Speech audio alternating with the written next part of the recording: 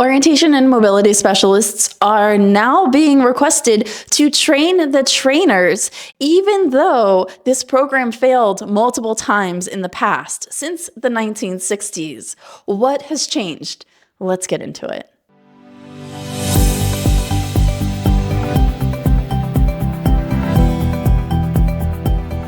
Welcome back to our channel. I'm Cassie Maloney. I'm an orientation and mobility specialist, as well as the director here at the Society of Exceptional Educators.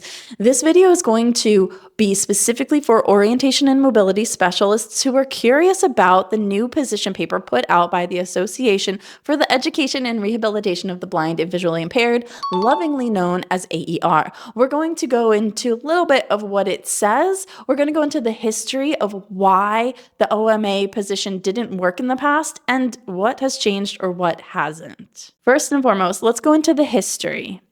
The history of this situation says that they tried many times over the years, once in the 1960s, I believe once in the 1990s, in 2004, and again in 2020. And it failed. It failed left and it failed right. In the 1960s, AER decided that an O&M assistant position would be a really good thing for us to have. But over the years and through countless studies and decades of trying this, it continued to fail because there is not enough need for an orientation and mobility assistant within the school districts, which makes sense. I'm a contract orientation and mobility specialist, and I might go to a district half an hour once a week. That's not a lot to base an OMA position off of, even though we know that studies have shown that when students generalize their skills, they get their skills faster and they are safer. We know this. But in order for the school districts to create a full-time equivalency position, there has to be a great need for it. And there just isn't. Okay, cool. Tried again 30 years later. They had multiple orientation and mobility specialists sign up to learn how to train the trainers, and yet only 1/10 of those O&M specialists actually did it. Why? Well, it doesn't say in the paper exactly, but my guess is we were at capacity in the 90s, just like we're in the capacity in the 2020s. Nothing has really changed for us. Honestly, I think paperwork has gotten worse. We're missing a lot of students who had O&M needs, and now a lot of us have to do evaluations on all students with visual impairments, and so that gets a little tricky, you know what I mean? Because now we have many more students, and so the need for O&M is greater and the need for OMAs is greater, but it's still not big enough for districts to pay for a full-time equivalent position. Cool. So now we're at the situation where AER has said specifically that O&Ms are responsible for training paraprofessionals to become like the OMA. But here's the other tricky part. What's the incentive for the OMA? The OMA is taking on more work, no pay. The O&M is taking on more work, no extra pay. And there isn't a marketing push to show O&Ms how the return on investment of their time is actually going to benefit them. And that's what I think is missing here. So if this program fails, it's going to be because most O&Ms don't know how to train an orientation and mobility assistant.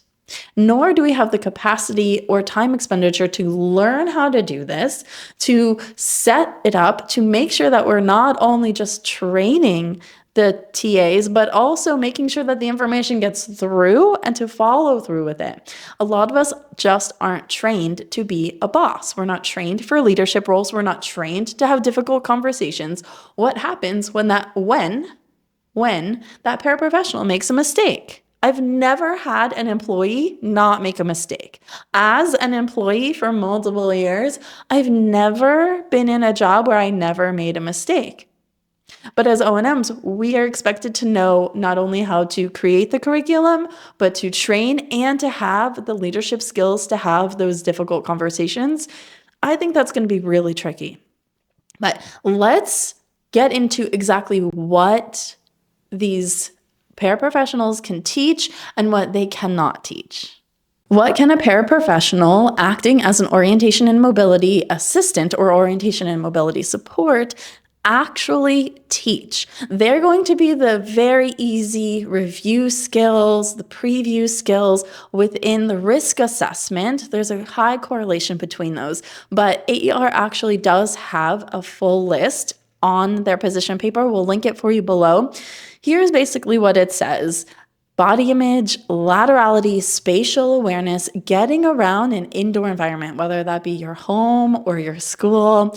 We're also looking at basic skills, upper body protective technique, lower body protective technique, using landmarks, traveling around enclosed environments. And then you also get into cane skills. Yes, they can teach cane skills, which is really great because how often do you see your student not using their cane correctly?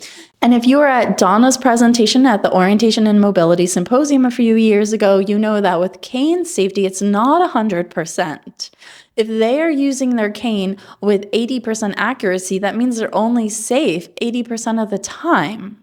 And we want to increase their level of safety. And if they're only being seen by the O&M specialist once a week for an hour or two, that's 1 to 2 hours out of over 112 waking hours. And so other people are with them during that time. So yes, cane skills are included.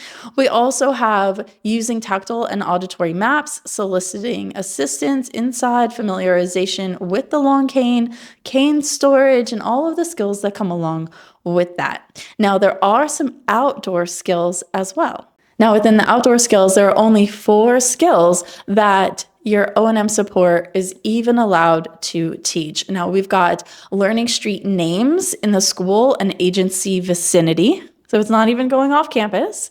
Then we also have using cardinal directions, orientation strategies, and using address numbering systems and soliciting assistance. All of these seem to be really great things. Now, what's my hope for this? My hope is that we can all start to begin to systematize our teaching. That means I don't necessarily think it's a great idea to individualize your teaching so much that you're spending 5 hours with TA Sally and 5 hours with TA Tom because they have different students.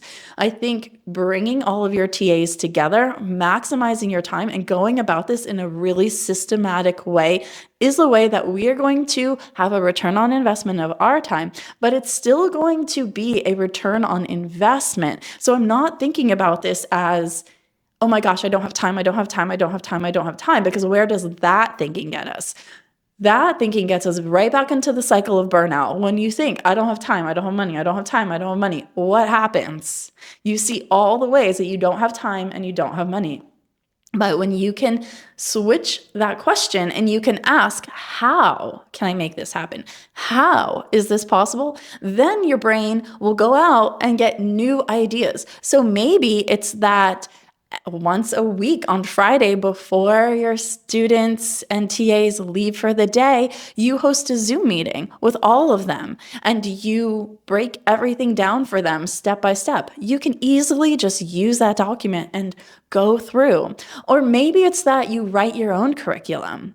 Now, we will be coming out with a curriculum, so stay tuned for that. I will give you more information as it comes about. We are doing things very slowly so that it's in the correct way and the most impactful way possible. I don't want anybody to not get what they came for and to not have the return on investment of their time. But for you, if you're looking at doing this, it is going to take some return on investment of time. It's going to take some time to set it up. But if you can use technology and efficient workflow systems, then that time will eventually become yours again. If you have any questions, please drop us a comment below. I'd love to hear from you. Are you already starting to get support from your paraprofessionals, and how are you doing it? Let's have a conversation in the chat. And as always, if you want more of this information, join the Society of Exceptional Educators, because we are dropping this information week by week every Tuesday. We will have information in your inbox as to how you can help your teachers and your students become better, so that way you can have more impact in less time with less stress, because my goodness, we need you. We need you. You cannot be feeling overwhelmed over there. No, ma'am. No, sir. Not for the long run anyway. Little bits of time, fine. Long run, no thank you. All right, I hope that this information was helpful and that you can use everything that we talked about as far as the AER position paper and how it didn't work multiple times, but now AER wants us to focus on the paraprofessionals, and they think that that's going to be more successful. And honestly, I do too. I think the more generalization that we can have, the absolute better. It's just a matter of finding the time to set it up. And I hope that you can take that and help you to take a step forward.